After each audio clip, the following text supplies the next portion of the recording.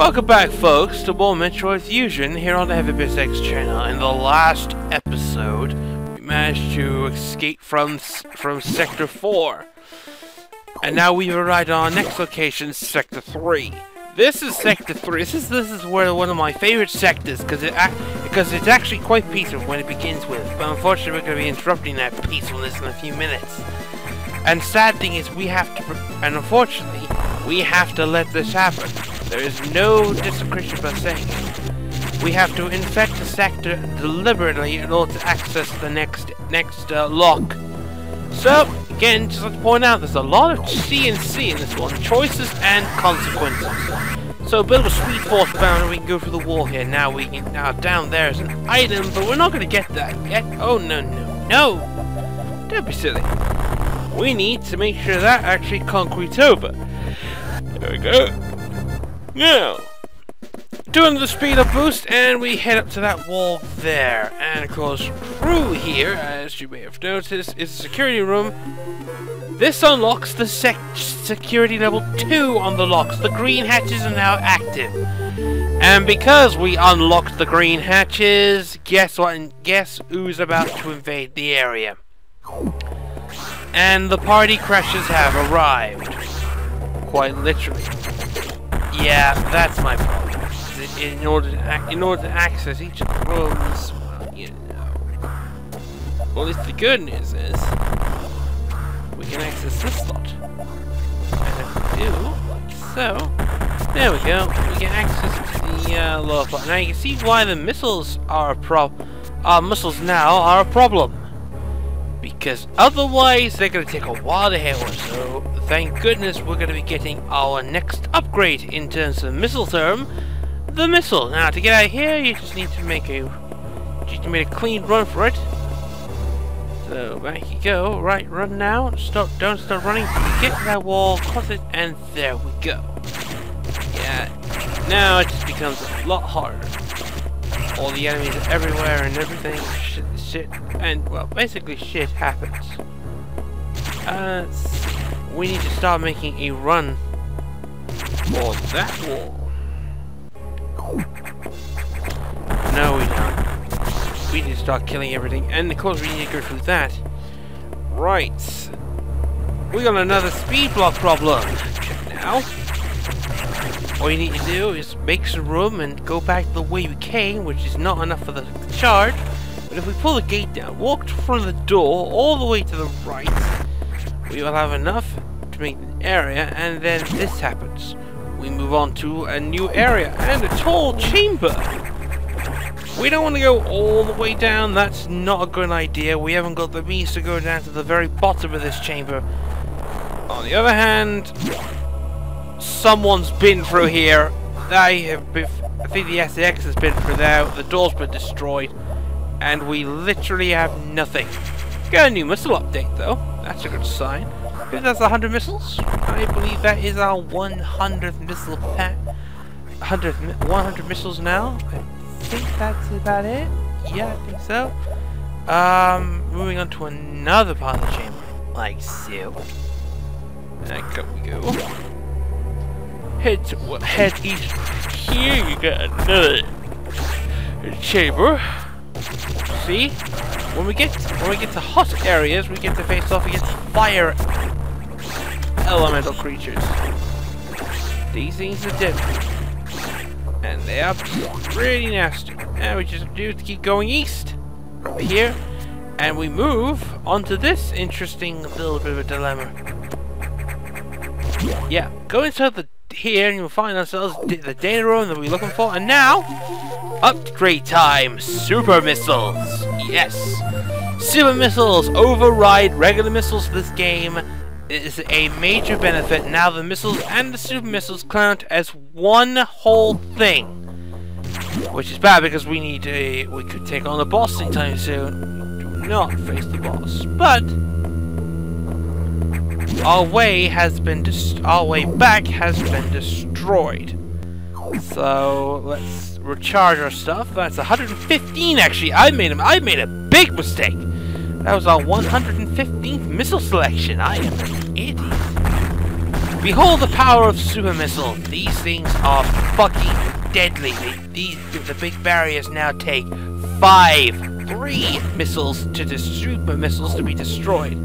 As you know, super missiles are effectively the oomph of 5 missiles into one, and they are the best missile upgrade. It was essential, a major missile upgrade, and it's a vital one too. In the past, he used to open up, and always gone forward, and unfortunately, ominous rumblings telling us our next boss has arrived. Yes, it has, because I can easily tell which one. And now we go back into the chamber. We go all the way to the right. And here's our next boss. The security robot. Not the best name for a boss, but this asshole is a particularly tough one. But he's not that hard. All you need to do is be in the right, wait for him to deploy his flame mine. Wait for him to deploy the mine, and then shoot him with a super missile. As you can take a look, it's one of the only few bosses that actually has an aesthetic feature, which is, of course, the improvement of losing the, what was that, range. Aim for the middle part, just keep shooting. Walk away from the flames, because it has an arcing left pattern. It's not that hard. See? If you can get past all that, he's not very hard at all. In fact, you can't even effectively, you can't even get hit by this thing. See? I didn't even get hit by this fucker at all. And of course, he walks all the way backwards and forwards, and now he drops a fucking ceiling on us, allowing us to move out of where we were. Okay. New area now. See, there's a ceiling there. I think it's time to show off a popular technique. I believe it is. I think most people are going to get used to it. Now, you may have heard me talk about this technique. It is now time to show you what a Shining Spark is. Well, here is how it works. You know that build-up charge that you get when you utilize the Speed Force? Well, what if I was to tell you there was a way to charge it, like this, and then you press direction, and do that? That, ladies and gentlemen, is the advanced technique that the Decoras teach you in Super Metroid called Shine Spark. It is the one move, the one move in particular, that defined a generation. And it's possibly classic Metroid's most overused move. It is a brilliant move. It is fantastic, damaging. In the original Super Metroid, it came with a price. Very difficult price, might I add, as well. Very tough to choose price.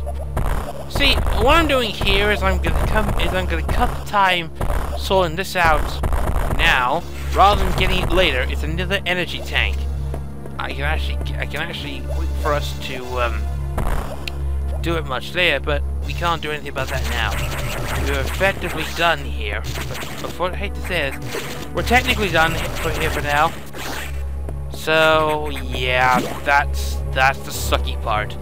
We're finished with this part. We got missile packs. We've got 125 missiles now, out of 6 energy tanks, and moving on to our next sector, which we're about to find out now as we head into the navigation route to check out where we are.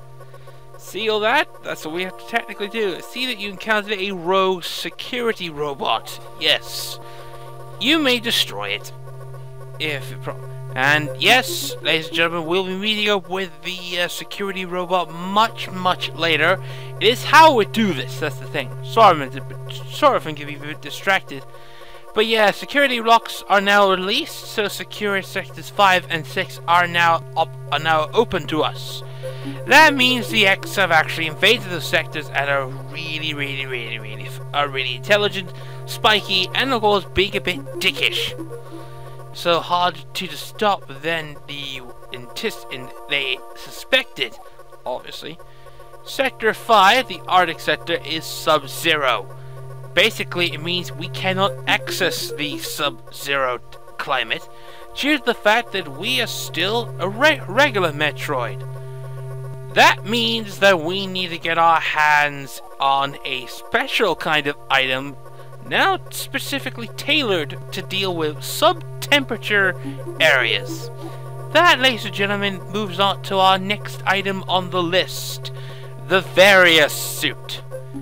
Adjust your suit for extreme temperatures. So as I mentioned before, in the past, it was the Various Suit. It was the upgrade to the regular Power Suit, and now it's being retooled for upgrading to deal with sub-zero temperatures. The X have destroyed all the data rooms so far. So, capacity for critical thought. Yes, they are smart, but they also have the So now we're moving on to Sector 6, the Night Habitat. In order to do so, which is going to be more an extreme version of where we're heading to right now. So, is that clear? Yes, we are. Tread lightly. You are the only one who could do this, and the X will be more dangerous than we know. Of course. Now, as we go this way, and as we jump up here, we get to find out that there's a secret cutscene. Hello. What's this?